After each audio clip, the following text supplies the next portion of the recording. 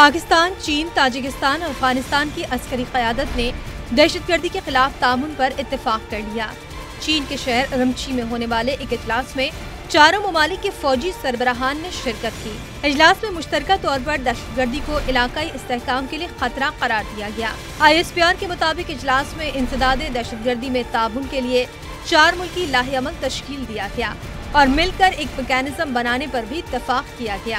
اس سے پہلے رمچی میں آرمی چیف نے جنرل فرینک سے ملاقات کی۔ ملاقات میں پاک چین اقتصادی راہداری منصوبے کی سیکیورٹی پر بھی تفصیلی تبادلہ خیال کیا گیا۔ جنرل راحیل شریف نے سنکیانگ صوبے کی پارٹی سیکرٹری سے بھی ملاقات کی۔ ملاقات میں پاک چین دو طرفہ تعلقات، سی پیک اور خطے کی سیکیورٹی پر تبادلہ خیال کیا گیا۔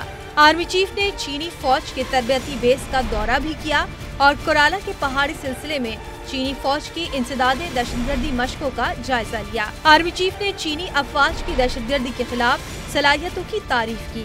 جنرل راحیل شریف نے چینی فوجی مشقوں کے دوران فوجی ساز و سامان کا بھی معائنہ کیا۔